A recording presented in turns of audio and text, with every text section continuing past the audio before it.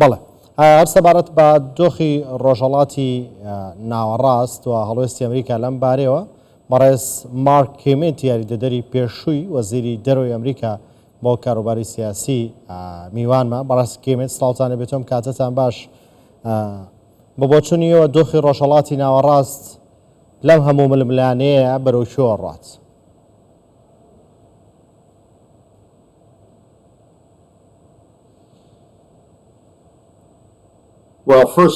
سەرەتا لە بڕوادانیم بەم زوانە کۆتایی بێت. دووەم خاڵ هیچ ئیرادەیەک نابینم لایەنەکانی شەڕ ئیسرائیل، حەماس، حزب الله، ئێران بیانەوێت کۆتایی بە شەڕ بێنن، سازش بکەن یاخود بگەن بە ئاگربەستێک بۆی ئەم جەنگە بەردەوام دەبێت بە لایەنی کەم تا دوای هەڵبژاردننی سەرۆکایەتی ئەمریکا. کەسیان بۆ نایانەوێت سازش بکەن بۆ ئاشتی و ڕاگررتنی شەڕ؟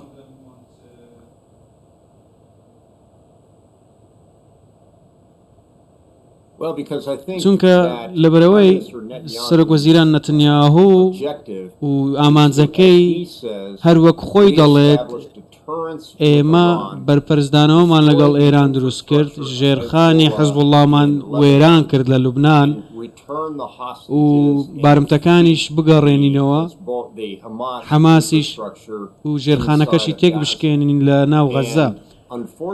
بەداخەوە حەماس ئەو ئیرادەی نییە و ئەو نیازەشی نییە بارمتەکان بگەڕێنێتەوە. حەزب الله ئامادە نییە ئاگربەست ڕابگەێنێت. ئێرانیش بە شێوێکی زۆر سادە چاوەڕێی وەڵامدانەوەی ئیسرائیلە، چاوەڕێ دەکات ئیسرائیل هێرش بکاتە سەری. بۆی ئەمانە هیچێکیان خاڵێکی باشنین بۆی بگەن بە ئاگربەستێک. هەڵبژاردننی ئەمریکا چی لە دۆخی ناوچەکە بەتایبەتە ڕۆژهەڵاتی ناوەڕاستە گۆڕێ؟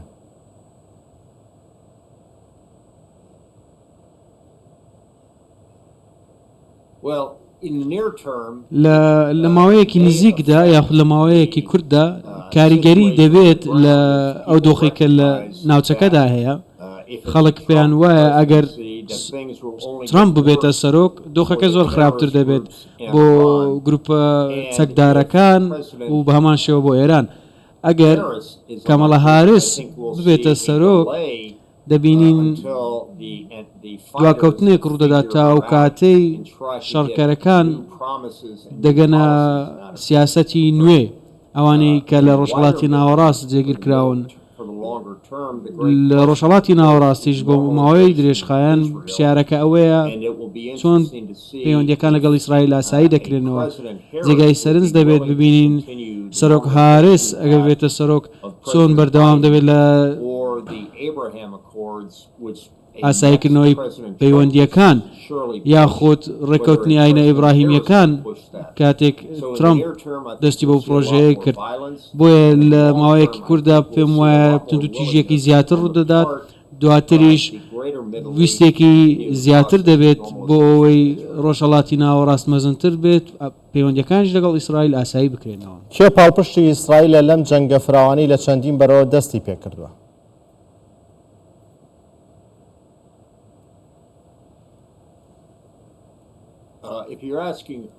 ئەگەر پرسیار دەکەی ئیسرائیل پێی باشە کێ ببێتە سەرۆک، پێم وایە پێم باشە ترامپ ببێتە سەرۆک، چونکە ئەو تونترە هەڵوێستێکی تونتری هەیە لە دژی گروپە چەکداریەکان، هاوسۆزی زیاترە لەگەڵ ئیسرائیل. کامەڵە هاریس چەندین جار دڵسۆزی خۆی دەربڕیوە بۆ خەڵکی سڤیلی فەڵەستین، ئەمەش یارمەتی دەرە لە ئاگربەست. بۆیە ئەگەڵ ترامپ سەرۆک بێت ئیسرائیلەکان پێیان باشترە ئەو سەرۆک بێت، پێیان باش نییە کامەڵە هاریس ببێتە سەرۆک. بەڵێ پێتان وایە ئەم شەڕە لەوەی ئێستا هەیە فراوانتر ببێت، وڵاتانی دیکەی ناوچەکە بگرێتەوە، یان لەم دۆخی ئێستا ئەمێنێتەوە دواتر بەرەو ئارامیە چێ؟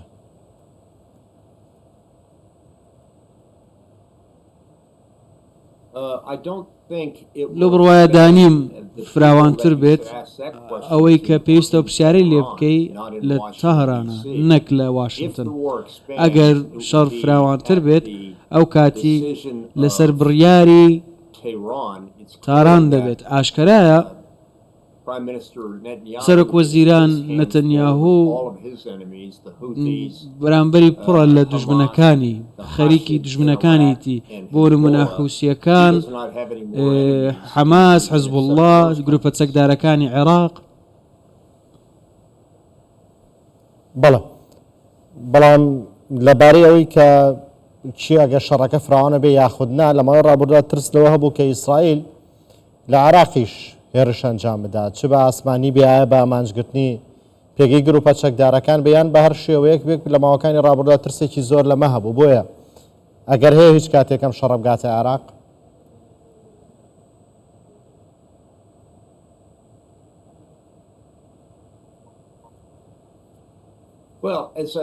هەروەک گوتم یەکێک لە دوژمنانەی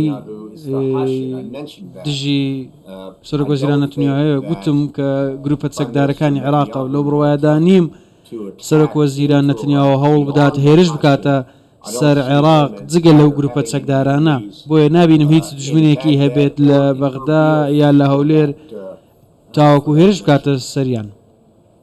بەڵێ تا بێت ئیسرائیل لە داهاتووە ئامادەیە لەبارەی یاسایکردنەوەی دۆخەی ناوچەکە ڕاگررتنی هێرشەکانی گوێ لە ئەمریکا بگرێت؟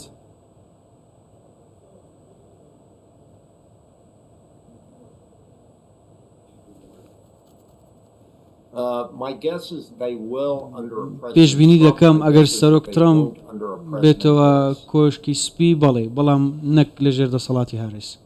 بۆچی ترامپ ئەتوانێت و ئەوانی تر ناتوانن؟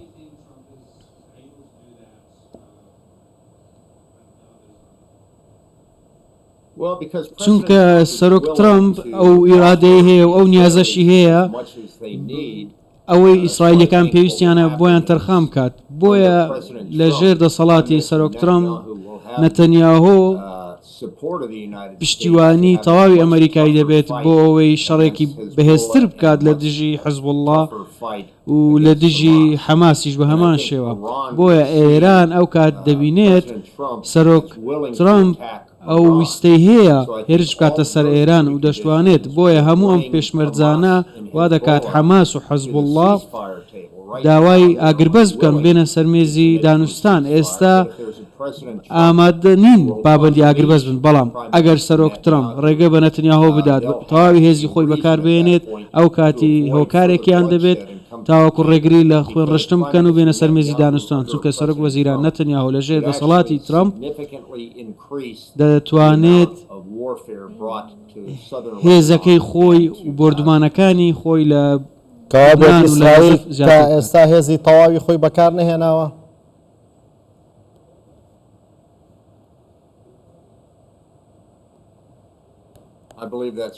بەڵێ لە بڕواایەدام ئێستا ئەوان گوێبیستی سەرۆک بایدنن لەبارەی ئەوەی زۆر بەوردی بە هوشیاریەوە هێرش بکەن لە غەزا.